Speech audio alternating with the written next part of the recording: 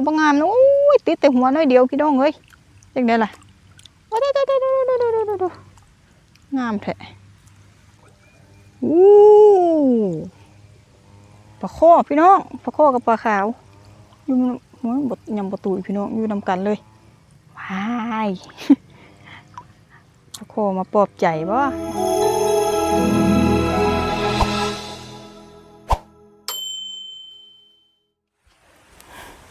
สบายดีพี่น้อง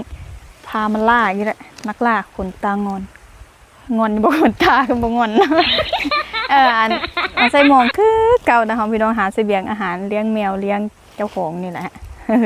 อยากกินกันลงน้ำหาปูหาปลาเองบ่อยากผู้ใดนะพี่น้องนะไปมองคือเก่าบ่ได้ซื้อเพิ่มได้3 เซนครึ่งกับ3 เซนหั่นแหละไป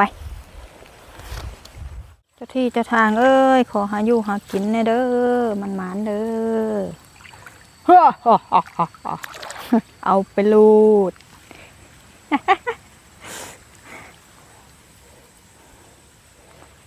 เอ้ยมองก็ได้มองเธอสาวเธอสวยฉันจึงได้มองหากเธอไม่จำฉันก็ไม่จองไปร้องรัดไว้แต่เดินคนร้องเพลงนี้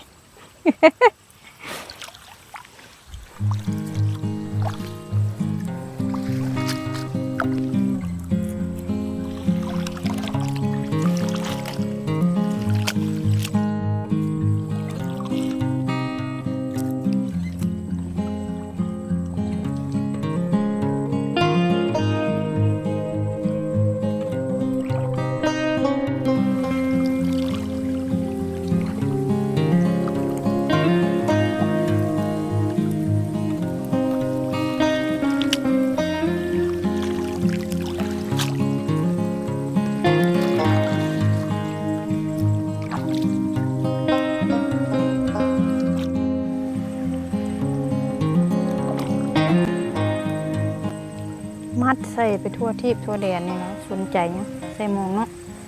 มัดง่ายๆบางคนแบกลักพลุงพลังไปอันซักไว้อันยามคู่เมื่อกับเอาลักแบกมือมันยากพูดมัดตัวนี้สนใจเห็นง่าไม้กิ่งไม้มัดสนใจใส่จุนต้องไปแบกไม้ให้มันยุ่งมันยากเถอะเห็ดง่ายๆกินง่ายยุ่งง่ายไปง่ายมาง่าย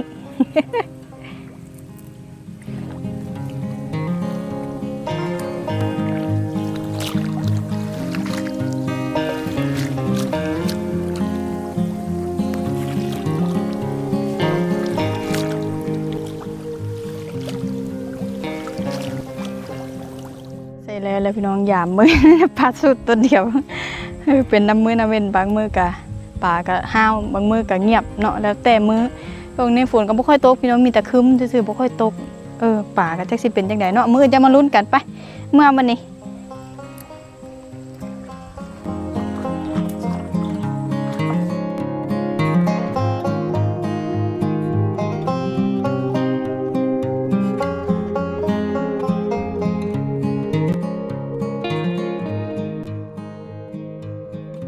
พี่น้องมายามตอนเช้าเนาะจังไดเนาะฝนก็บ่ตกสิหมานอยู่บ่ไปเบิ่ง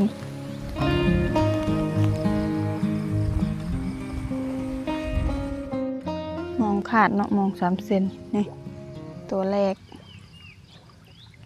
แหกมาน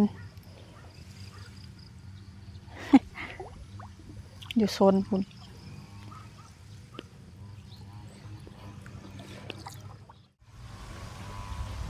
นี่กระโซนนี่กระตัวหนึ่งมากระตุยทันเน่านี่เป็นห้างๆป่าก็ได้พี่น้องมันพอได้กินอยู่ดอกแต่ว่ามันก็จะติดน้อยกว่าทุกเทื่อเนาะฝนบ่ตกป่าแล้วบ่ค่อยแล่น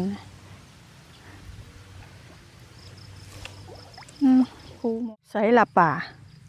คือบ่เห็น10 ตูนี่ล่ะมะ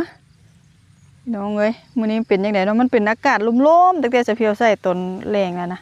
ลมย่านป่าบ่ติดแม่นอีหลีแล้วก็ฝนบ่ตกมีแต่ลมไปลุ้นตัวนั้นหาพี่น้องนี่มอง3 เซนได้ปลาบูน้อยปลาขาว 3 เซนครึ่งเนาะตัวนี้จังไดเนาะมื้อนี้ป่าบ่คือมันล่มพี่น้องฝนบ่ตก2-3มื้อแล้วได้ป่าก็บ่ค่อยอยากเล่นอยากหยังเลยอู้ยอู้ตัวบ่งามนะอู้ยติดแต่หัวน้อยเดียวพี่น้องเอ้ยจังได๋ล่ะงามแท้เดี๋ยวตุ้มมองเข้ากันก่อนมันสิอันรุดจังไดเนาะหัวหน้าโอ้ย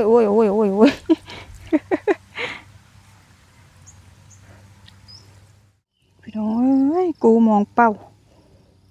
เป็นหยังป่ามื้อนี้บ่ทำงอกทำงานเลยบ่มีเอฟเฟกต์เลยยังล่ะอู้ปลาข้อพี่น้องปลาข้อกับปลาขาวอยู่หัวบดยำประตูพี่น้องอยู่นำกันเลยว้าย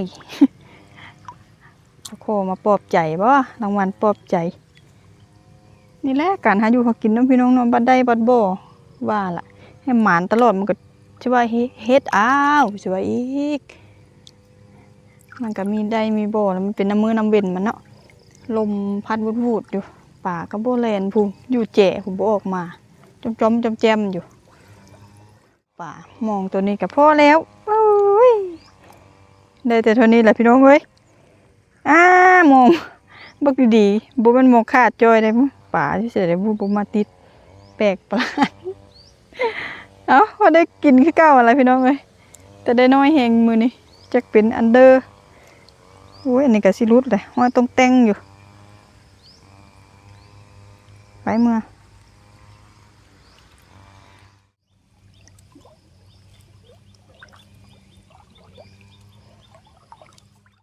ไปมาเบิ่งอยู่เฮือนบัดนี้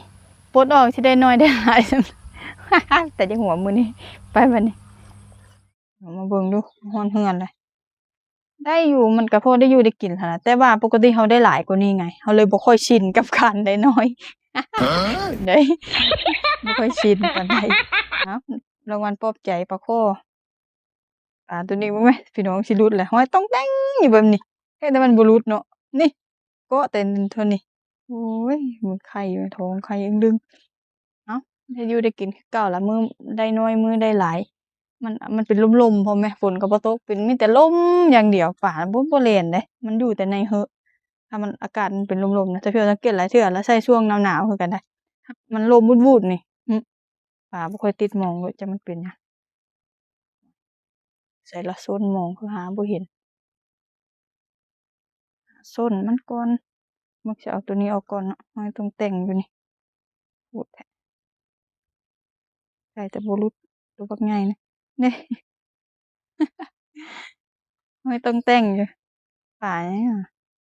ปลาอีไทยบ่ปลาหยังดอกอีไทยอีลาวหยังก็ย้าดอก แซ่บคือเก่า